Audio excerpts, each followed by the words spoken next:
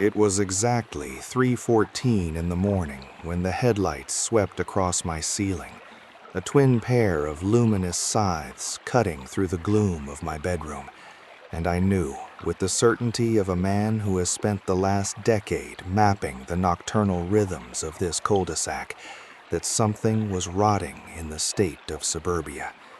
I didn't just wake up, I was pulled from sleep by the violation of the routine. At 3:14 a.m., the street should be dead. The streetlights buzz with that low, dying hum. The raccoons might be wrestling with the locking mechanism on the Johnson's trash bin. But cars do not move at 3:14 a.m. in this neighborhood. Not unless there is an emergency or a secret. And judging by the slow, prowling speed of the engine, a muffled purr that I recognized instantly as a high-end German SUV, it wasn't an emergency. Emergencies are loud. Emergencies screech and wail. Secrets creep. I threw off the duvet, the fabric heavy and warm, and swung my legs out of bed. The floorboards were cold, a shock to the soles of my feet that traveled up my shins, grounding me in the reality of the moment. I didn't turn on the lamp. Light is the enemy of observation. If I turned on the lamp, I became the watched, not the watcher. I navigated the familiar geography of my bedroom in the dark, my hand brushing the dresser, avoiding the pile of books on the floor, moving toward the window with the practiced stealth of a predator, or perhaps a parasite. I reached the blinds, aluminum, horizontal, slightly bent on the left side from years of this exact maneuver, and I didn't pull them up. That's an amateur move. If you pull them up, the movement catches the eye. No, you use two fingers, the index and the middle, and you gently, ever so gently, separate two slats, just enough to create a viewport, a slit in the armor of the house, through which you can dissect the world outside. There it was, the silver Audi Q7. It belonged to number 404, Greg and Sarah, the golden couple, the darlings of the homeowners association. Greg with his teeth that were too white and his handshake that was too firm. Sarah with her prize-winning hydrangeas and her uncanny ability to bake a lasagna that didn't collapse when you cut it. They were the emblem of domestic perfection, the kind of couple that made everyone else feel slightly inadequate just by existing. And yet, here was Greg's Audi, idling at the curb, not in the driveway, but just slightly down the street, positioned in the blind spot between two streetlights. The engine was running. I could see the exhaust plumbing white vapor into the cool night air, rhythmic puffs that dissipated into the darkness. The brake lights were off. He was just sitting there, waiting. I stood there, my fingers cramping slightly from holding the slats apart, my breath held in my chest. I watched for 1 minute, then 2. The digital clock on my nightstand flipped to 3:17. Still, he sat. I leaned closer, my nose almost touching the cold glass. The interior light of the car was off, rendering the cabin a black void. I couldn't see him, but I knew he was there. I could feel the tension radiating from the vehicle. Then, the phone glow appeared. It was a sudden, pale blue illumination inside the car, lighting up a face. It was Greg. The light cast harsh shadows upward, turning his handsome, clean-shaven face into a grotesque mask of concentration. He was texting, frantically. His thumbs were a blur of motion. He stopped, stared at the screen, waited. Then he typed again. He looked angry. He hit the steering wheel with the palm of his hand, a silent impact from my vantage point. But I saw the vibration, the sudden jerk of his shoulder. He killed the headlights. The street plunged back into darkness, save for the amber pools of the street lamps. Then he killed the engine. This was wrong. This was entirely wrong. If he was coming home late from a business trip, the usual excuse for the wandering suburban husband, he would pull into the driveway. He would open the garage. He would march inside and sleep in his bed. He wouldn't park 3 houses down, kill the lights, and sit in the dark. He opened the door. The interior light did not come on. He had disabled it, a calculated move. He stepped out onto the asphalt. He was wearing a hoodie, dark gray, hood up, and sweatpants, not business attire. He closed the car door, and instead of slamming it, he pressed it shut until it clicked, using his hip to apply the pressure, ensuring silence. He didn't walk toward his house. He walked toward the woods at the end of the cul-de-sac. The woods were a dense thicket of pine and oak that separated our development from the older, more run-down highway strip mall behind us. There was nothing back there but a drainage ditch and a chain-link fence that had been cut years ago by teenagers looking for a shortcut to the convenience store. Greg, the VP of sales, the man who polished his grill every Sunday, was creeping toward the drainage ditch at 3:20 a.m. I let the blinds snap shut, not loudly, just a soft thwip. I needed my binoculars, I needed my notepad, and I needed coffee. It was going to be a long morning. I moved to the kitchen. The linoleum was even colder than the bedroom floor. I didn't turn on the overhead lights. Instead, I relied on the microwave clock's green glow to navigate. I prepared the coffee maker, a French press, because the electric drip machine gurgles too loudly. And while the water boiled in the kettle, I stood by the kitchen window, which offered a different angle, a view of the side of his house. The house at 404 was dark. Sarah was asleep, oblivious, dreaming of fertilizer ratios and charity galas. I poured the water, watching the steam rise, smelling the sharp, acidic aroma of dark roast. I took the mug, black, no sugar, and my Nikon Monarch 5 binoculars, an investment I had justified as bird-watching equipment, though the only birds I cared about were the flightless, deceitful variety living across the street, and moved to the living room. I sat in my armchair, the leather worn smooth and shaped perfectly to my body, and I waited. Time is a strange thing when you are watching.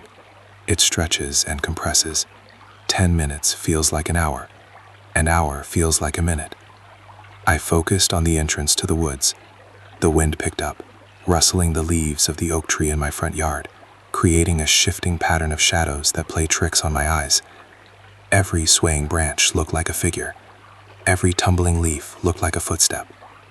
At 4:05 a.m., he returned. He emerged from the tree line, not running, but walking with a brisk, agitated pace. He stopped at the edge of the pavement and looked around.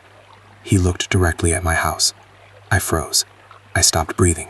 I became part of the chair. Even though I was in the dark, even though he couldn't possibly see me through the glare of the window, the instinct to freeze is primal. He scanned the windows of the neighbors, the Millers, the Goldmans, and mine. Satisfied that the neighborhood was comatose, he jogged back to the Audi. He didn't get in.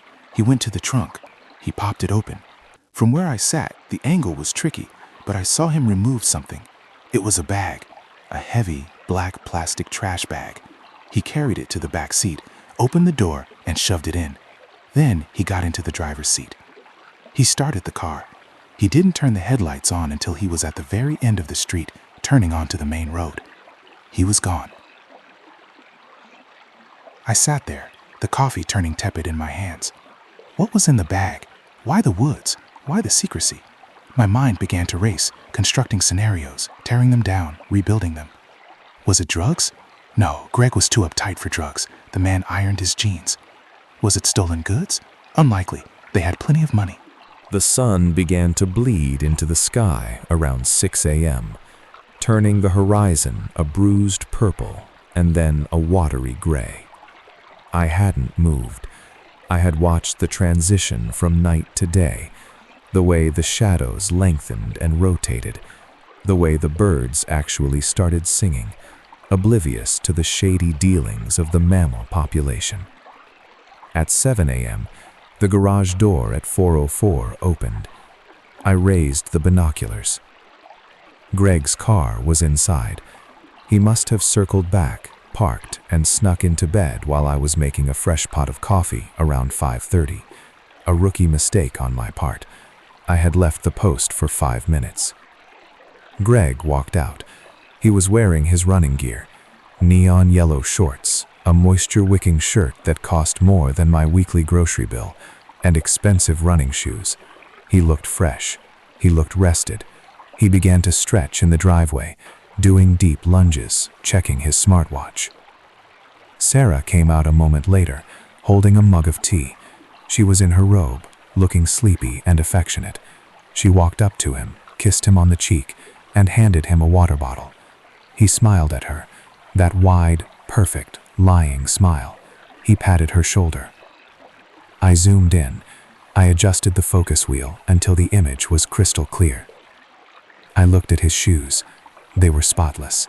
He had just come from the woods. It had rained 2 days ago. The drainage ditch was a mud pit. If he had walked through there 3 hours ago, his shoes would be caked in mud. But these shoes were pristine white. He had changed shoes. Of course he had. He was careful. But he wasn't careful enough. Because as he turned to jog down the street, waving at Mr. Henderson, who was picking up his newspaper, I saw it. On the back of his right calf, just above the sock line, a scratch. A long, thin, angry red scratch.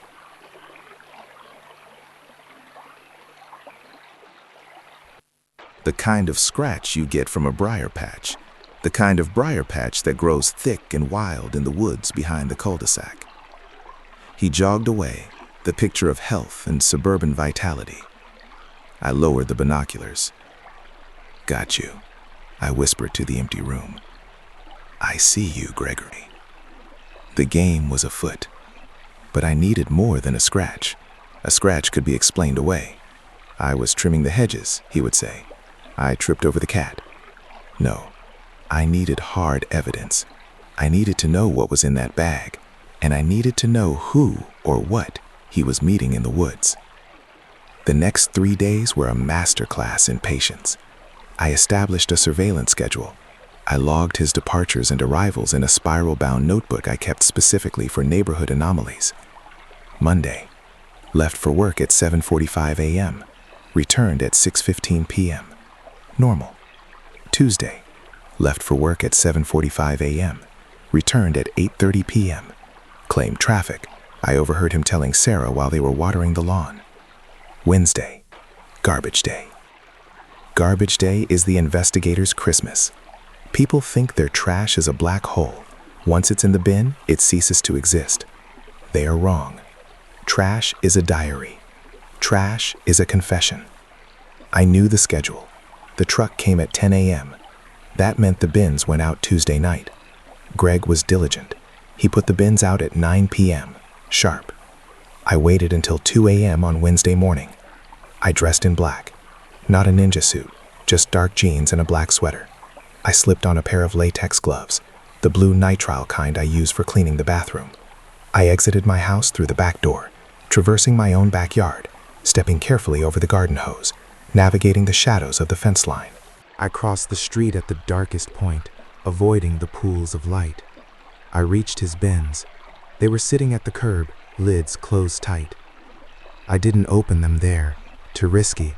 The sound of a plastic lid banging could wake the dead, or worse, the yappy terrier at number 406. I had a method. I carried a heavy-duty trash bag of my own. I carefully lifted the lid of his general waste bin, not the recycling. Recycling is usually just Amazon boxes and soda cans. The real dirt is in the wet trash. I reached in. The smell was ripe. Rotting melon, coffee grounds, old chicken. I ignored it. I grabbed the top 2 white kitchen bags. I lifted them out, deposited them into my bag, and gently closed his lid. I was back in my garage in 3 minutes. I laid out a plastic tarp on the concrete floor of my garage. I turned on the workbench light, a focused beam that illuminated the operating table. I took a deep breath, mostly through my mouth to avoid the full bouquet of the garbage, and tore open the first bag. It was mostly mundane. Apple cores, eggshells, a wrapper for a block of cheddar cheese, tissues, junk mail addressed to current resident. I sifted through the wet mess with my gloved hands, separating the organic from the paper. Nothing in bag 1. I opened bag 2. More food waste, a broken glass, and then, at the bottom, stuck to a wrapper from a protein bar, was a receipt. I peeled it off carefully. It was wet and stained with tomato sauce, but the thermal ink was still legible. It was from a gas station, Shell Station number 455. Date, last Saturday. Time, 11:45 p.m. Items purchased. 1. 20 gallons of premium unleaded. 2. 1 pack of spearmint gum. 3. 1 prepaid Visa gift card, $500. I stared at the receipt, a $500 prepaid card. Greg made 6 figures. He had platinum Amex cards. He had airline miles. Why would a man like Greg need a prepaid, untraceable Visa card purchased at midnight on a Saturday? You use prepaid cards when you don't want a paper trail. You use them for things you don't want showing up on the joint bank statement. I bagged the receipt in a Ziploc bag and pinned it to the corkboard above my workbench. This was Exhibit A, but there was something else in the bag. A small, crumpled ball of paper, tightly wadded. I unraveled it. It was a parking stub. Downtown Medical Center garage. Time in, 1 p.m. Time out, 3 p.m. Last Friday, Greg had told Sarah he was in a conference in the city center, nowhere near the medical center. I remembered this because Sarah had come over to borrow a cup of sugar. A cliche, I know, but she actually bakes. And mentioned she couldn't call Greg because he was presenting at the convention center. The medical center is 5 miles from the convention center. Was he sick? Was he dying? Was he protecting her from a terminal diagnosis? I looked at the prepaid card receipt again. You don't buy burner cards to treat cancer. You buy burner cards to hide a life. I cleaned up the trash, rebagged it, and snuck it back into my own bin. The sun came up.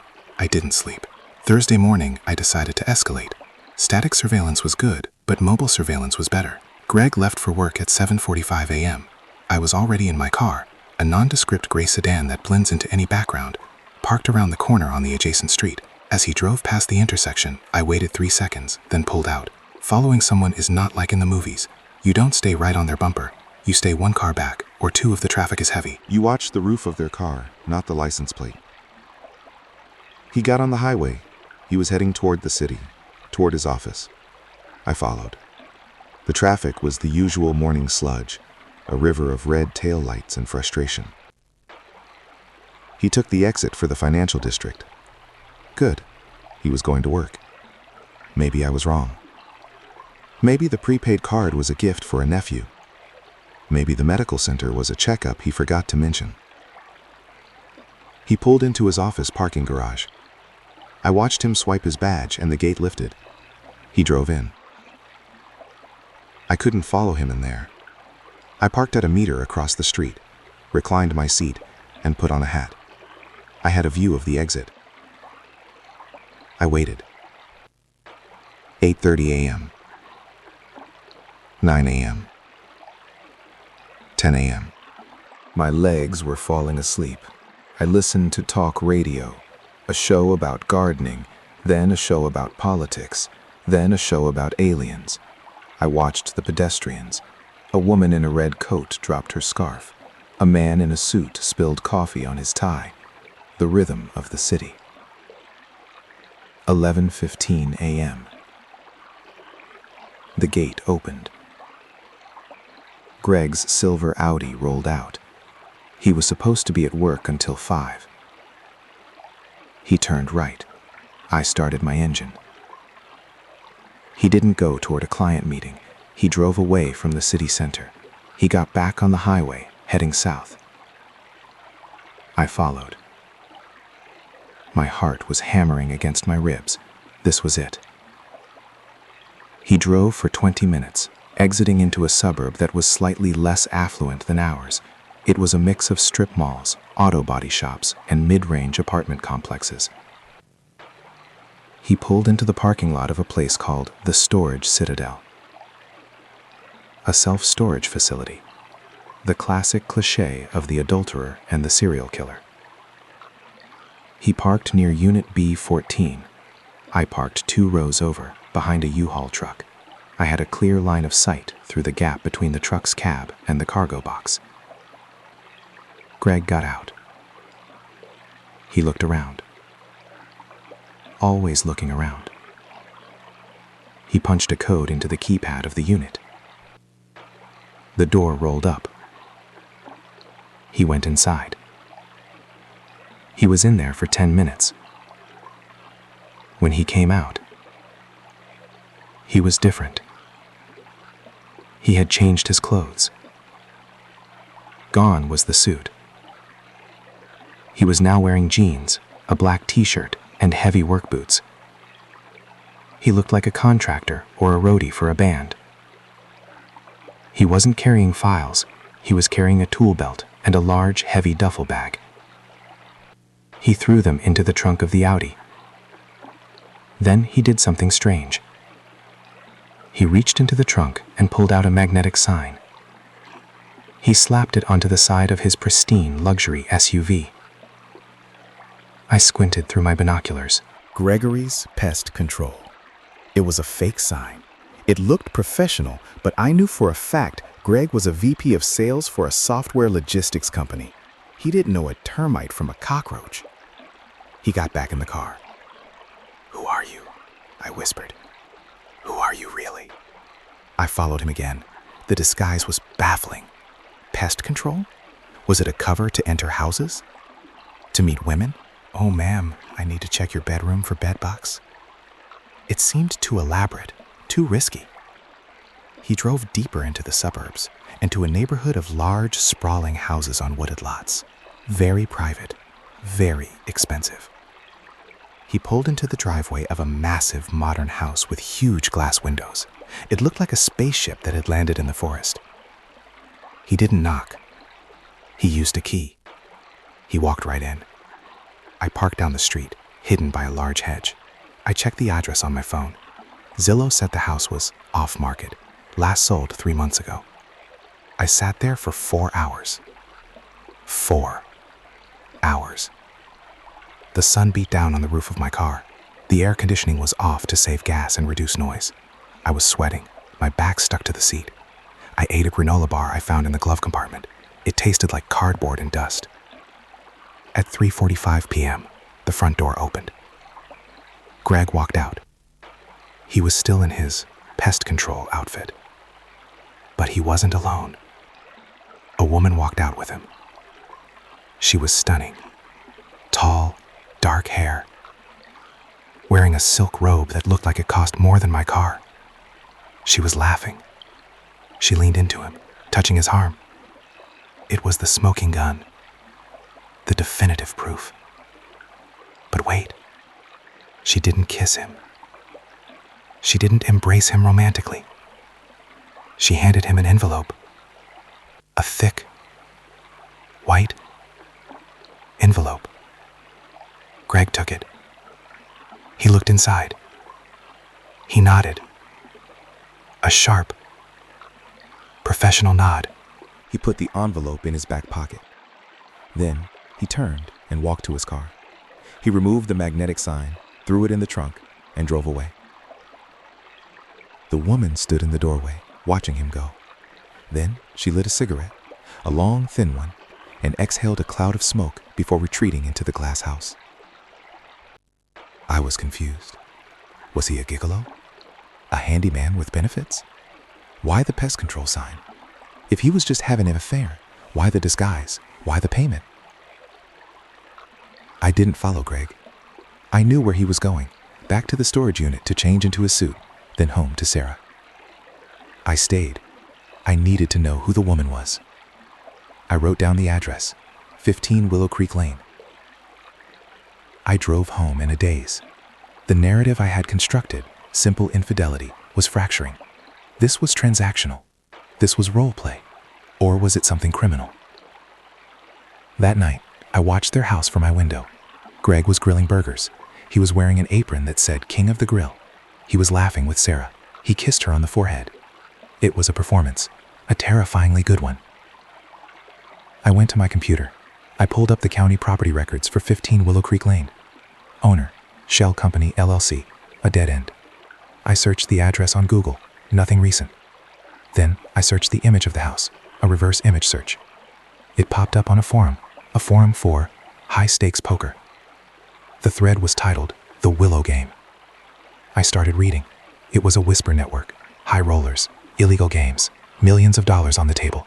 The location moved every few months to avoid the police. The Willow Game was the current location. And Greg. I scrolled through the comments.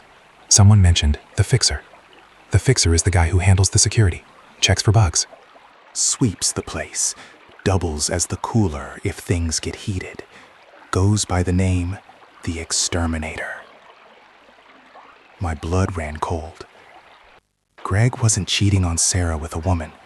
He was cheating on his life. He wasn't a VP of sales. Or maybe he was, And that was the cover. Or maybe this was the side hustle. He was security, counter-surveillance, for an illegal high-stakes gambling ring. The pest control sign, it was an inside joke. He was exterminating rats, informants, and bugs, listening devices. The prepaid cards, to buy equipment without tracing it. The woods, probably a drop point for cash or instructions. I sat back in my chair. This was way bigger than a lipstick stain. This was dangerous. If I exposed this, I wasn't just ruining a marriage. I was poking a bear that had connections to organized crime. But then I looked out the window. I saw Sarah. She was sitting on the porch swing, reading a book. She looked so peaceful, so trusting. If Greg went down, the feds would seize everything. The house, the cars, her savings. She would be destitute. She would be an accessory. He was gambling with her life. I had to tell her, but I couldn't just walk up and say, "Hey, your husband is a mob enforcer." She wouldn't believe me. She'd think I was the crazy neighbor, which, admittedly, I am. But I'm a correct crazy neighbor. I needed irrefutable proof. I needed to bring the reality into her living room. I devised a plan. A dinner party. I hadn't spoken to the Hendersons in months, other than the obligatory wave. But the annual Neighborhood Watch block party was coming up. I was the treasurer, self-appointed. I printed out invitations. I walked across the street the next day. Saturday. Greg was washing the Audi. He was scrubbing the wheel wells with a toothbrush. The man was meticulous. "Greg!" I called out, putting on my best friendly neighbor grin. It felt like my face was cracking. He looked up. The sun glinted off his sunglasses. "Hey there, Art. What's the word?" "Just dropping off the invites for the pre-block party mixer. Hosting a little dinner next Friday. Just a few of us. The Millers, the Goldmans. Hoping you and Sarah can make it." He wiped his hands on a rag. He hesitated. I saw the calculation in his eyes. Does this fit the schedule? Does this threaten the operation? "Friday," he mused. "I think we're free. Let me check with the boss." He gestured toward the house. Sarah came out at that moment. "Oh, Arthur, a dinner party? How lovely. We'd love to come." Greg smiled. "Well, looks like we're in." "Great," I said. 7 p.m. I'm making my famous beef Wellington. I don't have a famous beef Wellington. I had to Google a recipe as soon as I got back inside. The week leading up to the dinner was a blur of anxiety and preparation. I wasn't just prepping food. I was prepping the reveal. I had the photos. I had the printed forum threads.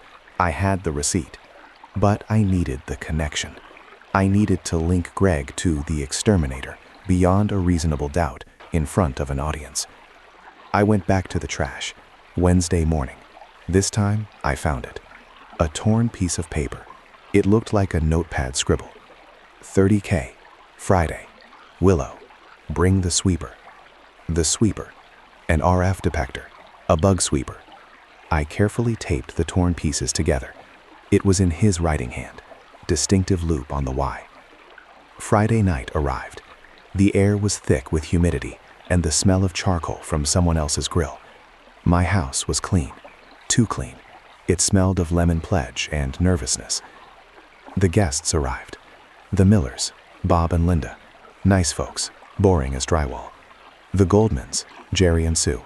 Slightly more interesting. Jerry drank too much wine. And the Hendersons. Greg wore a polo shirt and khakis. Sarah wore a floral sundress. They brought a bottle of Pinot Noir. "So good of you to have us, Art," Greg said, slapping me on the back. His hand was heavy. I wondered how many people that hand had physically removed from a poker table. Come in, I said. The evening started normally. We sat in the living room. We ate cheese and crackers. We talked about property taxes. We talked about the new speed bumps. Greg was charming. He told a funny story about a client in Japan. He held court. He was good. He was so good, it was terrifying. He played the role of the loving husband perfectly. keeping Sarah's glass full, laughing at her jokes. We moved to the dining room. I served the salad. I watched him. I watched the way he scanned the room. He checked the corners. He checked the windows. It was subtle, but it was there. He was assessing the perimeter. "So, Greg," I said, pouring wine, "how's the pest control business?" The room went silent. The only sound was the clinking of a fork against china as Linda Miller dropped a piece of lettuce. Greg froze, just for a microsecond. His eyes locked onto mine. They weren't friendly anymore. They were cold, dead. "Pest control?" Sarah laughed. "Arthur, you must be confused. Greg is in software." "Oh," I said, feigning embarrassment. "My mistake. I could have sworn I saw you driving a truck the other day with a magnetic sign, Gregory's Pest Control, down near the storage units off I-95. Greg took a sip of wine. He set the glass down. "Must have been a doppelganger, Art. I haven't been near the storage units in years." "Strange," I said, "because I have a photo." I stood up. I walked to the sideboard. My heart was pounding so hard I could hear the blood rushing in my ears. This was the point of no return. I picked up a manila folder. "Arthur, what is this?" Sarah asked, her voice trembling slightly. She sensed the shift in gravity. "I'm a curious man, Sarah. You know that. I watch the neighborhood. I look out for things." I opened the folder. I pulled out the photo of Greg in the driveway of 15 Willow Creek Lane, holding the tool belt, standing next to the woman in the silk robe. I slid it across the table. It spun slowly and stopped in front of Sarah. Sarah looked down. Her face went pale. "Greg," she whispered, "who is that woman?" Greg looked at the photo. He didn't panic. He sighed. A long, weary sigh. "Art," he said, his voice low and dangerous. "You don't know what you're doing." "I think I do," I said. "I think you're running security for an illegal gambling ring. I think you're the exterminator. I think you're putting your wife in federal jeopardy." The other guests were frozen. Bob Miller had a piece of bread halfway to his mouth. "Gambling?" Sarah looked up, confusion warring with horror. "Greg, tell him he's crazy." Greg looked at Sarah. The mask crumbled. Not into fear, but into resignation. "It pays the mortgage, Sarah," he said quietly. "The software job? I got laid off 2 years ago. I couldn't tell you. I couldn't let us lose the house." "Laid off?" Sarah's voice cracked. 2 years? "I fell into this. A buddy from the military. It's just security. I just sweep for bugs. I keep the peace. It's easy money." "It's illegal, Greg," I snapped. "And you're hanging out with mobsters." "It's not the mob," Greg spat. "It's just rich guys playing poker. Lawyers, doctors. It's victimless." "Is that woman a doctor?" Sarah pointed at the photo, her fingers shaking. "She's the host. She runs the house. That's it."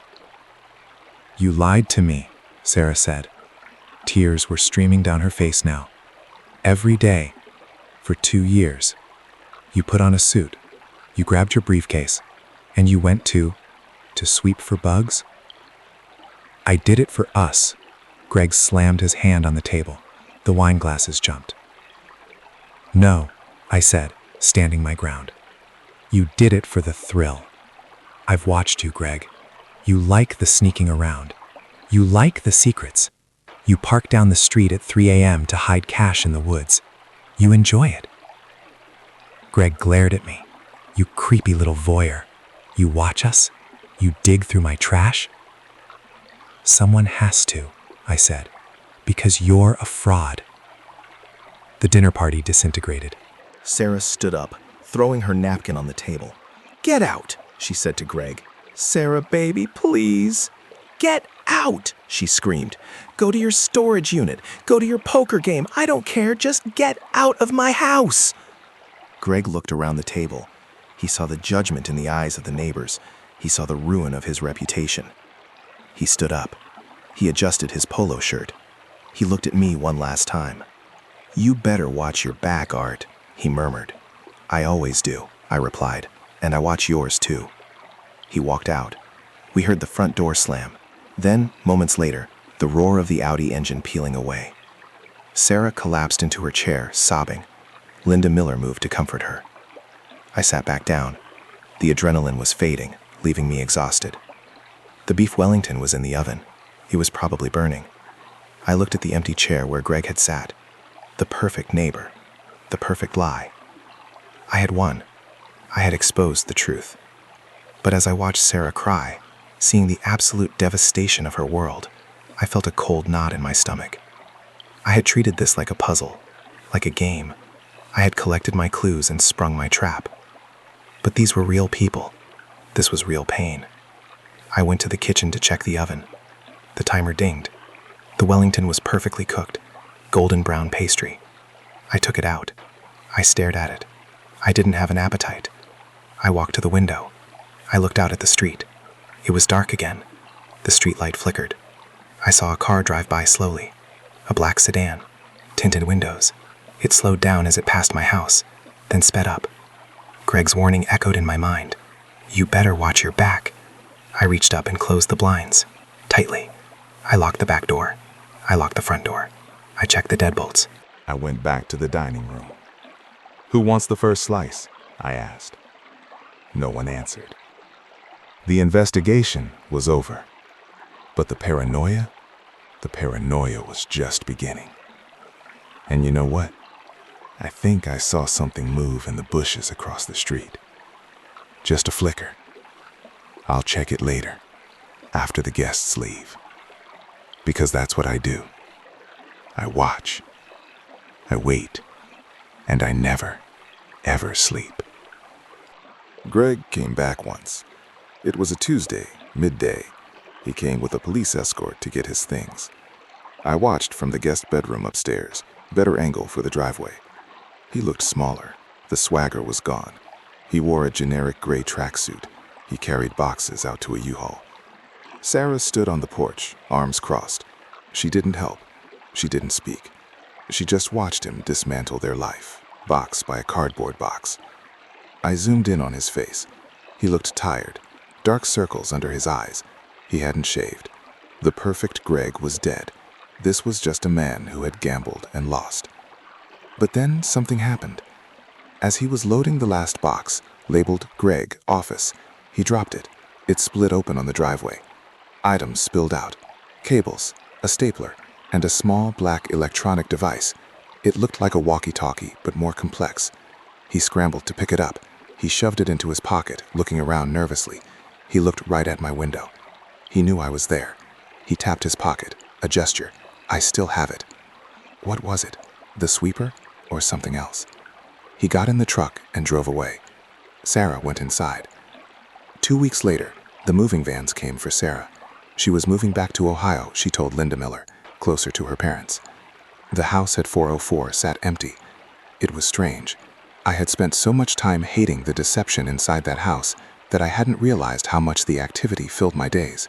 Now it was just a hollow shell, dark windows, an overgrown lawn. The landscaper stopped coming. But the black sedan returned. It was a month after the dinner party, 2 a.m. I was up, naturally, reading a book on encryption, a new hobby fueled by recent events. I heard the hum, low, smooth.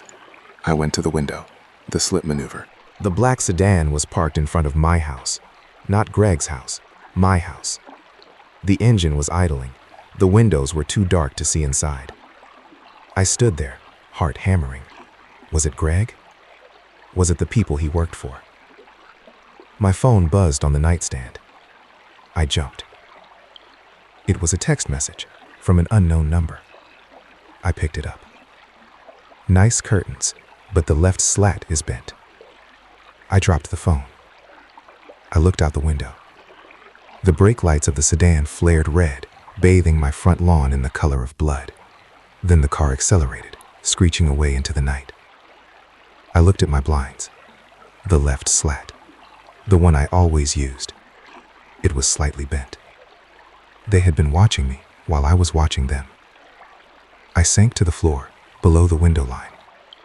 In the silence of the empty house, I realized the game had changed. I wasn't the hunter anymore. I was the prey. I crawled to the kitchen. I needed coffee. It was going to be a very, very long night. And I swear, as the kettle began to whistle, I heard the faint, distinct sound of a footstep on my back porch. I froze. The handle of the back door jiggled.